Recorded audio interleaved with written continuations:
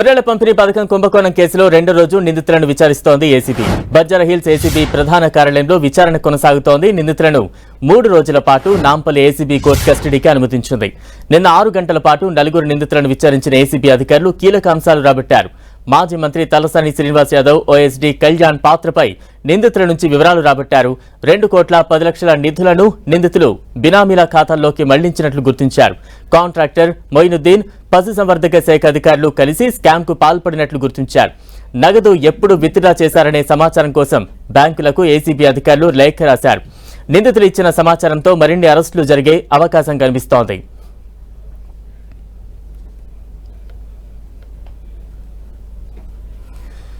ఇదే అంశంపై తాజా అప్డేట్స్ అందించేందుకు మా ప్రతినిధి సునీల్ సిద్ధంగా ఉన్నారు. సునీల్, గొర్రెల స్కామ్ కేసులో ఏసీబీ అధికారుల దర్యాప్తు ముమ్మరైంది. ఇప్పటికే రెండో రోజు అటు 4 నిందితులు, పశుసంవర్ధక శాఖలో పనిచేస్తున్నటువంటి 4 నిందితులు కూడా రెండో రోజు ఈరోజు ఏసీబీ అధికారులు చెంచల్గూడ జైలు నుంచి కస్టడీ తీసుకొని విచారిస్తున్నారు. ప్రధానంగా గొర్రెల స్కామ్ కేసులో ఇటీవల అరెస్ట్ అయినటువంటి డిప్యూటీ పశుసంవర్ధక శాఖలో పనిచేస్తున్నటువంటి డిప్యూటీ డైరెక్టర్ సంగు గణేష్తో పాటు మరొక డిప్యూటీ డైరెక్టర్ రఘుపతి రెడ్డి, మరోవైపు అసిస్టెంట్ డైరెక్టర్గా ఉన్నటువంటి కేశవసాయి, అదేవిధంగా ధర్మపురి రవి, ఈ నలుగురిని కూడా ఏసీబీ కోర్టు 3 రోజుల పాటు ఏసీబీ అధికారులకు కస్టడీకి అనుమతించింది. ఇందులో భాగంగానే నిన్న సుదీర్ఘంగా 6 గంటల పాటు విచారించి వారి యొక్క స్టేట్మెంట్ నమోదు చేసుకున్నటువంటి ఏసీబీ అధికారులు ఈరోజు రెండో రోజు కూడా మరొకసారి తిరిగి చెంచల్గూడ జైలు నుంచి కస్టడీలో తీసుకొని విచారిస్తున్నారు. ప్రధానంగా రైతుల దగ్గర నుంచి, ఆంధ్రప్రదేశ్ చెందినటువంటి రైతుల దగ్గర నుంచి 2,10,00,000 రూపాయలు సంబంధించి 21 యూనిట్లను గొర్రెలను కొనుగోలు చేసినప్పుడు కూడా వారి ఖాతాలోకి డబ్బులు జమ చేయకుండా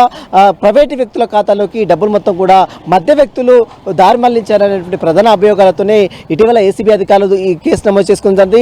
ఇటీవల 18 రైతుల స్టేట్మెంట్ని నమోదు చేసుకున్నటువంటి ఏసీబీ అధికారులు ఆ తర్వాత వారు ఇచ్చినటువంటి ఎవిడెన్స్ ఆధారంగా 4 పశుసంవర్ధక శాఖలో పనిచేస్తున్నటువంటి 4 అధికారులను కూడా అరెస్ట్ చేశారు. ఈ కేసులో మరొక 2 నిందితులు, మెయిన్ కాంట్రాక్టర్గా ఉన్నటువంటి మొయినుద్దీన్తో పాటు విక్రముద్దీన్, వీరిద్దరు కూడా ప్రస్తుతం అయితే పరారులో ఉన్నారు. వారి కోసం కూడా పోలీసులు గాలిస్తున్నారు. ప్రస్తుతం నిన్న జరిగినటువంటి ఇన్వెస్టిగేషన్లో సుదీర్ఘంగా ఏసీబీ అధికారులు 6 గంటల పాటు విచారించారు. ఈరోజు మరొకసారి కస్టడీలోకి తీసుకొని అటు డబ్బులు ట్రాన్సాక్షన్ సంబంధించిన దానిపై కావచ్చు, గతంలో అనుమతులు ఎవరెవరు ఇచ్చారు, గొర్రెల పంపిణీ ఎక్కడెక్కడ చేశారు, 2,10,00,000 రూపాయలు ఎవరి ఖాతాల్లోకి జమ చేశారు, వీటన్నిటిపై మొత్తం సుదీర్ఘంగా ఏసీబీ అధికారులు 4 ప్రశ్నిస్తున్నారు. మరోవైపు వీరి వెనుక ఉన్నటువంటి అసలు సూత్రధారులు ఎవరు, పాత్రధారులు ఎవరు, అక్కడ అప్పట్లో ఉన్నటువంటి మాజీ మంత్రులు కావచ్చు, అప్పట్లో ఉన్నటువంటి ఓఎస్డీగా ఉన్నటువంటి కళ్యాణ్ కావచ్చు, వీరి పాత్ర ఏంటి అన్న దానిపై కూడా ఏసీబీ అధికారులు సుదీర్ఘంగా 4 కూడా విచారిస్తారు. వారి యొక్క స్టేట్మెంట్ కూడా నమోదు చేసుకుంటారు.